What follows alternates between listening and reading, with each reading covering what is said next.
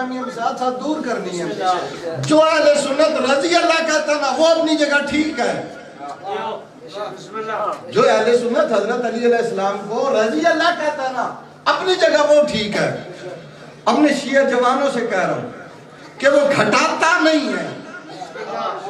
اور جو اہل سنت بیٹھے ان سے کہہ رہا ہوں کہ جب ہم کہتے ہیں نا علیہ السلام تو ہم بڑھاتے نہیں جیسے آپ گھٹاتے نہیں نا.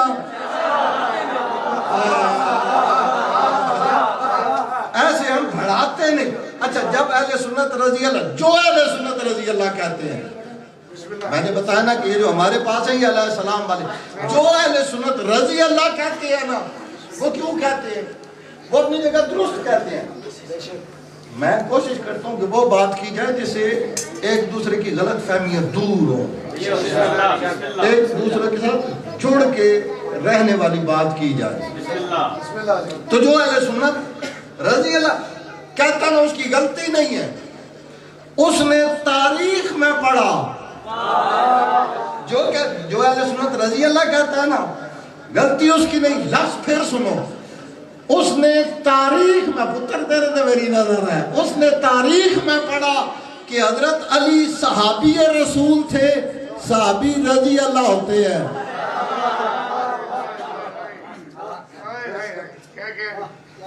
اس نے تاریخ میں پڑھا کہ حضرت علی صحابی رسول ہے. صحابی رسول کب علیہ السلام ہوتے ہیں صحابی رضی اللہ ہوتے ہیں. اس نے کہا رضی اللہ. میں پھر لفظ کہہ رہا ہوں افضال صاحب توجہ رکھیے گا میری بات. لفظ یہ مرشد کہ اس اہل سنت بھائی نے تاریخ میں پڑھا کہ حضرت علی یہ لفظ ذہن میں رہے سارا وزن اس جملے میں اس نے تاریخ میں پڑھا. سارے بولو اس نے تاریخ میں پڑھا کہ حضرت علی صحابی رسول ہے. اس نے تاریخ میں اس نے تاریخ میں پڑھا کہ حضرت علی صحابی رسول ہے.